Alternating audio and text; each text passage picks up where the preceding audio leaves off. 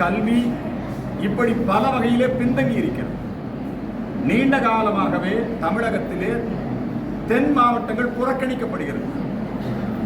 சென்னை, கோவை, திருவள்ளூர், காஞ்சிபுரம் போன்ற மாவட்டங்களிலே அரசாங்கம் முழுமையாக கவனம் செலுத்தி புதிய புதிய தொழிற்சாலைகள், வளர்ச்சி திட்டங்கள், கல்வி திட்டங்கள் எல்லாமே அங்கதான் இருக்குது.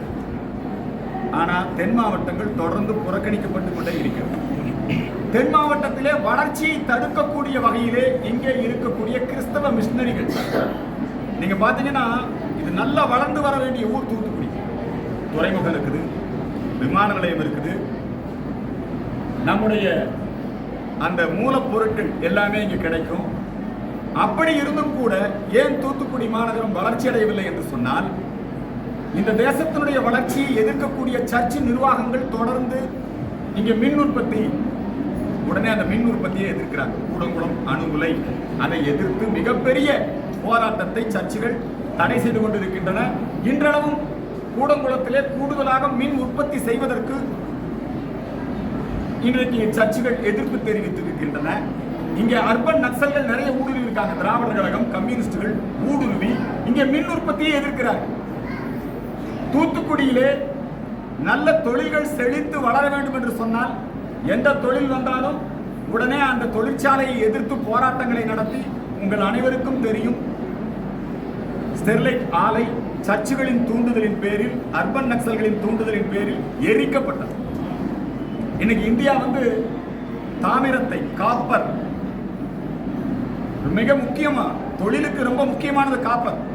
தாமிரம் எல்லாம் எதுவும் கிடையாது.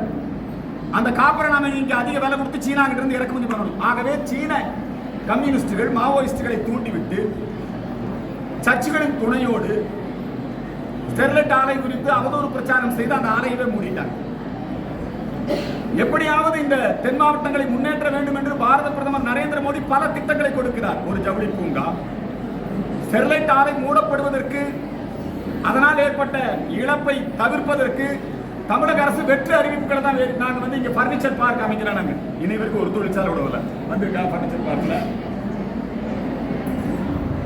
இந்த பகுதியினுடைய தொழில் வளர்ச்சியை, கல்வி வளர்ச்சியை முடக்கிக் கொண்டே இருக்கிறார்கள். ரோடு போட்டா எதிர்ப்பு, பசுமை வெளிச்சாலைக்கு எதிர்ப்பு, மின் உற்பத்திக்கு எதிர்ப்பு, தொழிற்சாலைகளுக்கு எதிர்ப்பு, பாலம் கட்டினா எதிர்ப்பு. கன்னியாகுமரி மாவட்டத்தில் மார்த்தாண்டம் பாலம் கட்டுவதற்கு எதிர்ப்பு, துறைமுகம், புதிய துறைமுகம் அமைப்பதற்கு எதிர்ப்பு. எதற்காக சர்ச்சுகள் இந்த வேலையிலே ஈடுபடுகின்றன? சர்ச்சுகளுடைய வேலை மத பிரசங்கம் செய்வது, பைபிள் படிப்பது.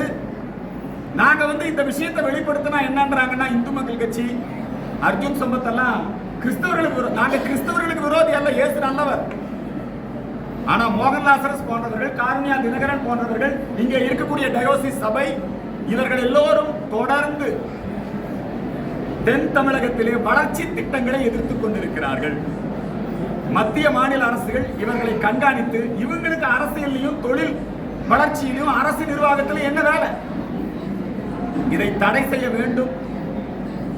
அதற்கான முயற்சிகளை இந்த தென் மாவட்டங்கள் இதை ஒரு தனி மாநிலமாக உருவாக்கி, தென் மாவட்டங்களுக்கு இதையெல்லாம் ஒன்று சேர்த்து ஒரு தனி மாநிலமாக உருவாக்கி, இதுக்கு ஒரு முதலமைச்சர், இதுக்கு ஒரு சட்டசபை, இதையெல்லாம் அமைத்து இந்த தென் மாவட்டங்களிலே தொழில் வளர்ச்சி மேன்மை அடைவதற்கு, நிர்வாகம் மேன்மை அடைவதற்கு உரிய முயற்சிகளை செய்ய வேண்டும் என்கிற இந்த கோரிக்கையை இந்த நேரத்திலே முன்வைக்கின்றேன். சுதேசி அந்த கல்வியை ஐயா வ.உ.சி. பெயரை சூட்ட வேண்டும். அதே போல இந்த தூத்துக்குடியில வ.உ.சி. சிறையில் அடைத்து கொடுமைப்படுத்திய ஆஷுடைய கல்லறை பராமரிக்கப்படுகிறது. அது ஒரு நினைவு சின்னமாக பராமரிக்கப்படுகிறது. ஆஸ் மணிமண்டபம் கல்லறை அங்க இருக்கு. அந்த கல்லறைக்கு வேற ஒவ்வொருத்தரும் போய் அஞ்சலி எல்லாம் செலுத்தலாம். எவ்வளவு தூரம் நம்முடைய தேசபக்தர்கள் அவமதிக்கப்படுகிறார்கள் பாருங்க. இந்த ஆஷ் நினைவு சின்னம், ஆஷ் மண்டபம், அதை அரசாங்கமே பராமரிப்பது என்பது அவமானகரமானது. அதை மாற்றி அமைக்க வேண்டும் என்கிற கோரிக்கையை இந்த நேரத்திலே நாங்கள் முன்வைக்கின்றோம். வருகின்ற ஆங்கில புத்தாண்டு கொண்டாடப்படுகிறது. அதை கொண்டாடுபவர்கள் கொண்டாடட்டும். ஆனால் அந்த ஆங்கில புத்தாண்டை மையமாக வைத்து மது விருந்துகள், கேளிக்கைகள், ஈவ்டீசிங், பெண்களை கேலி செய்தல், நள்ளிரவிலே பைக்கில் அவங்க வந்து ஆரன் அடிச்சுக்கிட்டு வேகமா போறது வர்றது, இப்படி பல பிரச்சனைகளை உருவாக்குகிறார்கள். இத்தகைய வக்கிரமான ஆபாச கொண்டாட்டங்களுக்கு தடை விதிக்க வேண்டும். சித்திரை தான் நமக்கு புத்தாண்டு. கிறிஸ்தவர்கள் ஜனவரி 1 கொண்டாடணும், நமக்கு என்ன இருக்கு? அதுல ஒண்ணும் இல்லை, அவங்களுக்கு வாழ்த்துக்கள். ஆனால் சித்திரை 1 புத்தாண்டு கொண்டாட்டம் என்கிற பெயரிலே கலாச்சார பண்பாட்டு சீரழிவு அந்த நிகழ்ச்சிகளை நடத்துவதை தடை செய்ய வேண்டும் என்கிற கோரிக்கையை முன்வைக்கின்றோம். இது குறித்து விழிப்புணர்வு இயக்கத்தை இந்து மக்கள் கட்சி நடத்தும். வருகின்ற ஜனவரி 12ஆம் தேதி தேசிய இளைஞர் தினம். சுவாமி விவேகானந்தருடைய சாராய விற்பனையிலே கனிமொழி அம்மா ரொம்ப பொய் சொல்றாங்க. நாங்க ஆட்சிக்கு வந்து 4.5 ஆண்டுகளிலே கடைகளின் எண்ணிக்கையை குறைத்திருக்கிறோம். கனிமொழி பொய்மொழியாக மாறிவிட்டார். யாராவது நம்புவாங்களா? கடைகளின் எண்ணிக்கையை குறைச்சிட்டோம். ஒவ்வொரு ஆண்டும் தீபாவளிக்கும் பொங்கலுக்கும் இலக்கு வைத்து மது விற்பனை. அவங்க தேர்தல் வாக்குறுதி என்ன சொன்னாங்க? கனிமொழி, நாங்க ஆட்சிக்கு வந்தா முதல் கையெழுத்து மதுக்கடையை மூடுவோம், நீட் தேர்வு அகற்றுவோம். இன்னைக்கு மறுபடியும் அவங்க தான் தேர்தல் அறிக்கையை தயாரிக்க போறாங்க. மறுபடியும் ஒரு பொய் மூட்டையை தயார் பண்ண போறாங்க. கொஞ்சம் கூட மனசாட்சியே இல்லாம பச்சை பொய் பேசுறாங்க கனிமொழி. மதுக்கடைகளை நாங்கள் எண்ணிக்கையை குறைத்திருக்கிறோம். மது குடிப்போரின் எண்ணிக்கையை அதிகரித்திருக்கிறது இந்த அரசாங்கம். ஜனவரி 12 மது ஒழிப்பு மகா யுத்தத்தை சுவாமி விவேகானந்தருடைய நாளிலே வழக்கம் போல இந்து மக்கள் கட்சி நடத்தும். இந்து மக்கள் கட்சியுடைய இளைஞர் அணியின் சார்பிலே மது அடிமைகள், குடி நோயிலே பாதிக்கப்பட்டிருப்பவர்கள், போதைப் பொருளிலே வளர்ச்சி திட்டங்களை நிறைவேற்ற வேண்டும். இங்க வந்து சாதி மத மோதலை உருவாக்கக்கூடிய வகையிலே மோகன் லாசரஸ் போன்றவர்கள் செயல்பட்டு வருகிறார்கள். மதமாற்றம் அதிகரித்துக் கொண்டே இருக்கிறது. ஜாதி சங்கங்களிலே அவர்கள் ஊடுருவி, குறிப்பாக நாடார் சமூக சங்கத்தை இன்றைக்கு முழுமையாக கிறிஸ்தவ பாதிரிமார்கள் கைப்பற்றிக் கொண்டார்கள்.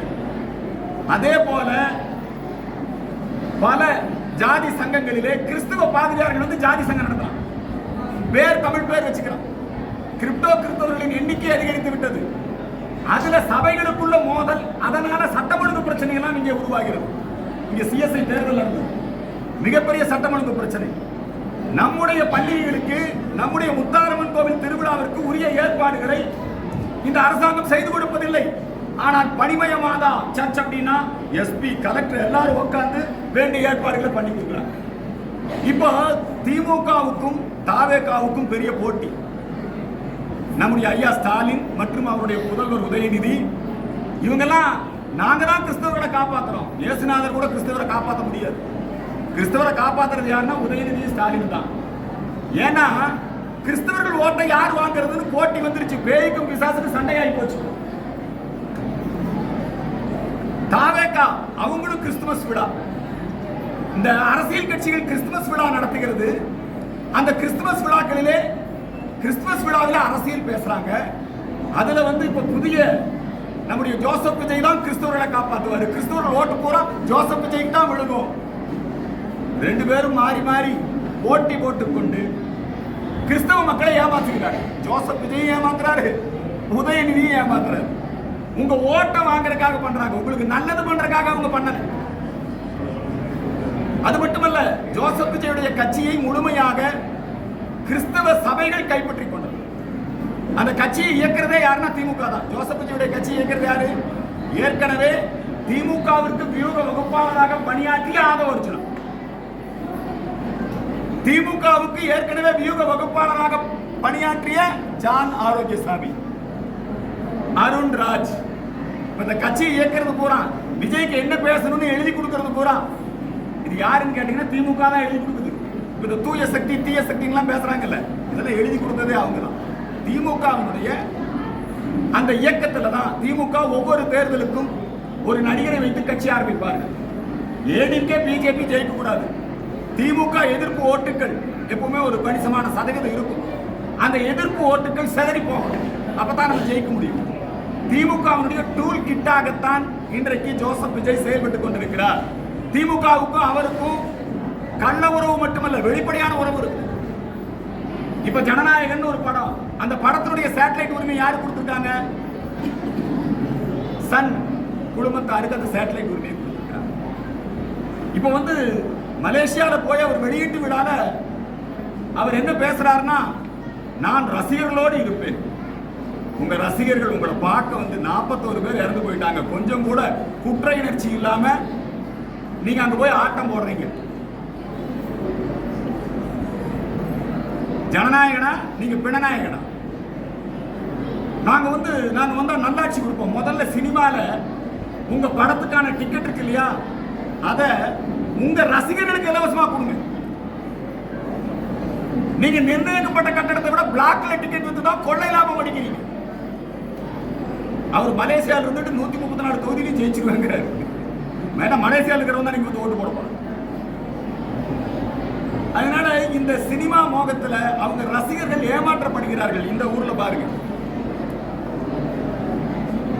இந்த தாவேகா கட்சியில புசியானந்த் சொன்னார், போஸ்டர் தான் ரசிகர் மன்றத்தில் கொடி பிடிச்சவனுக்கு தானே.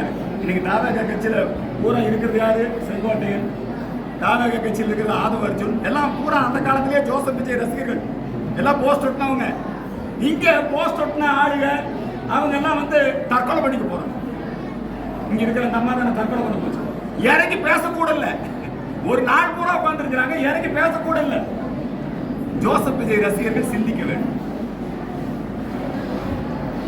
ஜோசப் விஜய் அவர்களுக்கு நாம் என்ன வேண்டுகோள்னா, உங்க ரசிகர்களுக்கு இலவசமா நீங்க உங்க படத்தோட டிக்கெட்டை, கடைசி படம், உங்க ரசிகர்களுக்கு அந்த படத்தோட டிக்கெட்டை இலவசமா கொடுங்க. ஜனநாயக படத்தை இலவசமா கொடுங்களேன் பார்க்கலாம். நீங்க மற்ற விஷயத்துல சன் டிவிக்கு சேட்டலைட்ல இருந்து நிறைய காசு வாங்கிங்க, அதுலயே உங்களுக்கு கோடிக்கணக்கான பணம் வரும். இந்த ரசிகர்களுக்கு இலவசமா கொடுங்களேன். மக்களை ஏமாற்றாதீர்கள். திமுக இயக்குகின்ற வகையிலே இன்றைக்கு இயக்குகிறார்கள். அவர்கள் சொல்லுகிறார்கள் பிஜேபியுடைய பி டீம் ஜோசப் விஜய். தவறான கருத்து. அவர் வந்து திமுகவோட ஆள் தான், மக்கள் நீதி மையம் தான். அதே மாதிரி தான் இன்னைக்கு தாவேகா உருவாயிருக்கு. கமலஹாசன், இன்னொரு கமலஹாசன் தான் நம்முடைய ஜோசப் விஜய் அவர்கள். நம்முடைய தமிழகத்திலே இப்போ வாக்காளர்கள் கொஞ்சம் தெளிவடைய வேண்டும். வாக்காளர்கள் மத்தியிலே விழிப்புணர்வு வர வேண்டும்.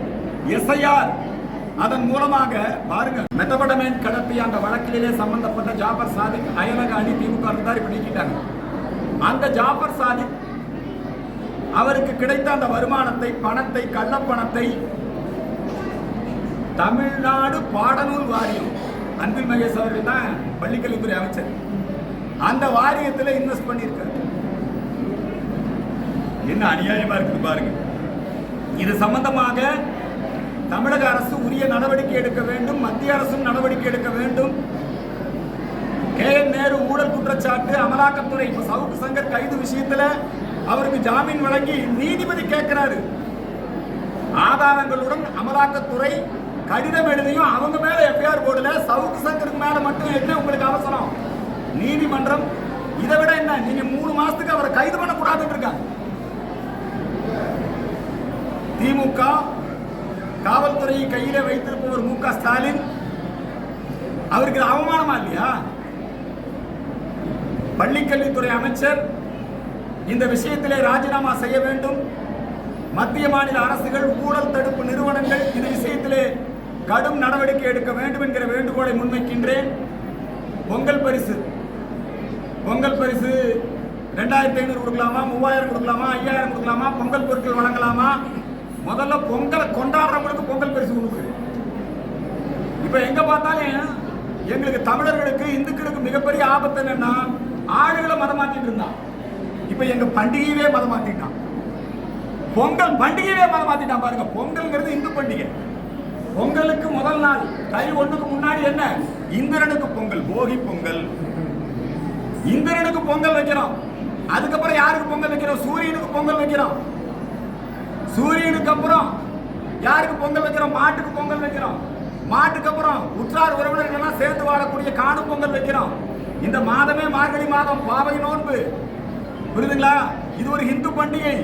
இதை வேணும்னே சமத்துவ பொங்கல், போக்கிரி பொங்கல் இல்லையா? அவர் ஜோசப் விஜய் போக்கிரி பொங்கல். எல்லா சர்ச்சுகள்லயும் பொங்கல், ஜல்லிக்கட்டு நடத்துறாங்க. ஜல்லிக்கட்டுக்கும் உனக்கு என்னடா சம்பந்தம்? வேண்டும் என்றே பொங்கல் பண்டிகையே மதம் மாத்திரம் பாருங்க. இதுல ஜாக்கிரதையா இருக்கு. இந்த பொங்கல் பரிசு கொடுக்கும் போது நீங்க கிறிஸ்துமஸ் பரிசா உங்களுக்கு கொடுங்க, தமிழக அரசாங்கம் கொடுங்க. ரம்ஜான் பரிசா உங்களுக்கு கொடுங்க. எதுக்காக பொங்கல் பரிசை கொண்டு போய் அவங்களுக்கு கொடுக்குறீங்க? இது மிக மிக தவறு. அதனால இந்த பொங்கல் பண்டிகையிலே அரசாங்கம் என்ன சொல்லுவோம்னா 5000 ரூபாய் தேர்தல் பக்கத்தில் வருது. 5000 என்ன எல்லாம் வேணாலும் கொடுப்பாங்க. ஆனால் அந்த பொங்கல் பொருட்கள் இருக்கு இல்லைங்களா, அது தரமான பொருட்களாக கொடுக்கும். யாராவது ஆட்சியை பற்றி பொருட்களில் இருக்கக்கூடிய அதனுடைய தரத்தை பற்றி குறை சொன்னால் உடனே அவங்க மேலே வழக்கு போட்டு ஜெயிலில் அடைக்கிறது. இதெல்லாம் இருக்கக்கூடாது என்பதை இந்த நேரத்திலே தெரிவித்துக் கொள்கிறேன். அனைவருக்கும் பொங்கலர்களை தமிழக குடிமக்களை கடன்கார மக்களாக மாற்றி இருக்கு. 10 லட்சம் கோடி ரூபாய் நெருங்கிட்டோம். கடன்ல நம்பர் 1 தமிழகம், குடியில நம்பர் 1 தமிழகம், லஞ்ச ஊழல்ல நம்பர் 1 தமிழகம். புரியுதுங்களா? அதனால தமிழகம் கடன்கார நாடாக மாறி இருக்கிறது. முதலமைச்சர் தொடர்ந்து தமிழகம் அபார வளர்ச்சி அடைஞ்சிருக்கு. இந்தியாவிலேயே அவர் நடத்தக்கூடிய தொழில்கள் அதெல்லாம் அபார வளர்ச்சி. சன் டிவி, அவங்க குடும்ப தொலைக்காட்சிகள், அவங்க தொலைத்தொடர்பு நிறுவனங்கள் அபார வளர்ச்சி, நல்ல லாபம். அவங்க தயாரிக்கிற சினிமாக்கள் நல்ல லாபம் இல்லைங்களா? அவங்க நடத்தக்கூடிய கான்ட்ராக்ட் எல்லாம் நல்ல லாபம். அவங்க குடும்ப லாபத்தில் போகுது. எங்க தமிழ்நாடு கடன் இருக்குது. இதுதான் அவல நிலை.